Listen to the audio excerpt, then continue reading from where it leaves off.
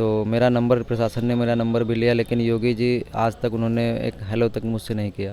Personal number Priyanka ji ने भी दिया है, खुद अपने हाथों से भाभी के फ़ोन में सेव किया है, और मुझे भी राहुल गांधी जी ने अपना पर्सनल नंबर, व्हाट्सएप नंबर सब कुछ दिए हैं। जिसने चोरी की उसको थाने भेज देना, तो क्या वो चला जाएगा थाने? हाँ, अगर ये किसी आम इंसान का बेटा होता तो अब तक तो उसके घर की ईंट खोद डालते ये प्रशासन वाले। इसलिए मेरे भाई को उन्होंने जानबूझ के डाल रखा वहाँ पे, उनको जानबूझ के कोई इलाज नहीं दिया।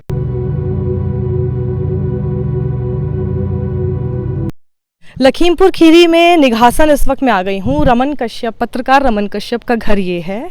यहाँ पर इस वक्त सब कुछ सूना पड़ा हुआ है। जाहिर सी बात है, अपने बेटे को इस घर ने खो दिया है।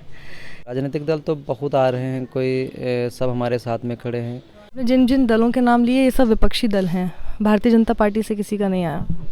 नहीं, भारतीय जनता पार्टी इसको नहीं आया। हमने जब भैया का सौरभ के चौराहे पर जाम लगाया था, जिस दिन की ये घटना है, तब हमारी 3 मांगें थी कि जो किसानों को मुआवजा हो वो उचित मुआवजा, मेरी भाभी को नौकरी, और तीसरी बात थी कि दोषियों को सज़ा। या अगर कुछ भी आप ना कर पा रहे हो तो योगी जी मुझसे केवल बात कर लें, मैं यहाँ से चला जाऊँगा। तो मेरा नंबर, प्रशासन ने मेरा नंबर भी लिया, लेकिन योगी जी आज तक उन्होंने एक हेलो तक मुझसे नहीं किया। और वो एक मुझसे हेलो तक कर लेते अगर, तो मैं उसी दिन, मुझे ये मुआवजा, नौकरी कुछ नहीं चाहता, मैं बस केवल उनसे बात कर लेते, मैं संतुष्ट हो जाता। यूपी सरकार की तरफ से कोई नहीं आया। मान लीजिए अपने किसी मंत्री से बात करा देती हो, या फिर कोई इनके कोई एमएलए आया हो, कोई भी नहीं? जी, कोई भी नहीं है। यहाँ तक कि कोई स्थानीय बीजेपी का नेता वो भी नहीं आया है। हाँ, कल एक भाई साहब आए थे, तो मुझे नहीं लग रहा था कि वो कौन थे। हाँ, वो इतना बोल के गए कि मतलब हम बीजेपी से हैं और कोई पूर्व में मंत्री रह चुके हैं, ऐसा उन्होंने बोला। बाकी वो ना कोई आश्वासन उन्होंने दिया, बस हाल चाल पूछ के दुख जाहिर करके चले गए। ना उन्होंने बताया उनको किसने भेजा है, क्या है। जी। राहुल गांधी कितनी देर रुके हैं आप?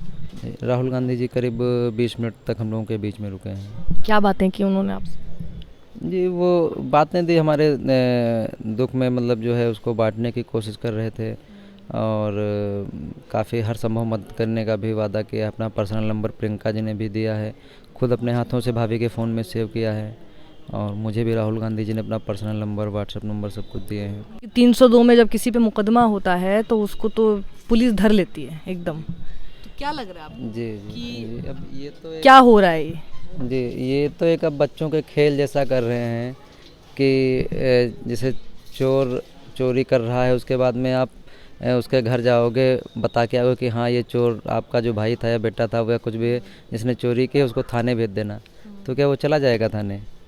तो वही हुआ है कि अब आप मतलब सम्मन चिपका के आए हो, वो इतनी जल्दी थोड़ी ना थाने चले जाएंगे।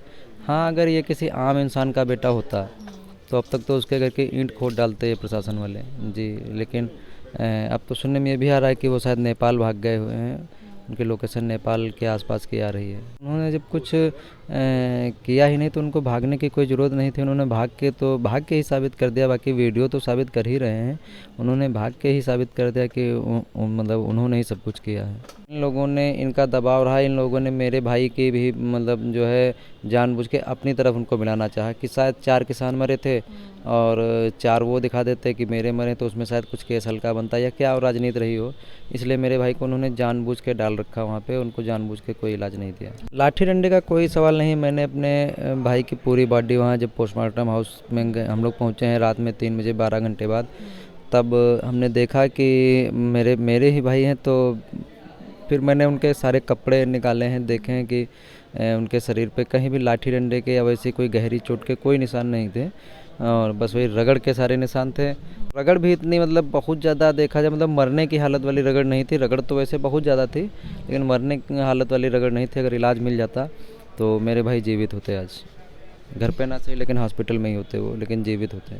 उस वक्त इनका कहना है कि रमन कश्यप काफ़ी देर तक वहाँ पर पड़े रहे हैं और किसी ने भी उनको नहीं उठाया। कोई उन्हें एम्बुलेंस तक में नहीं बिठाकर अस्पताल तक लेकर गया है, उसे सीधे मॉर्चरी लेकर जाया गया है। परिवार का ये आरोप सही है तो बेहद बेहद गंभीर है।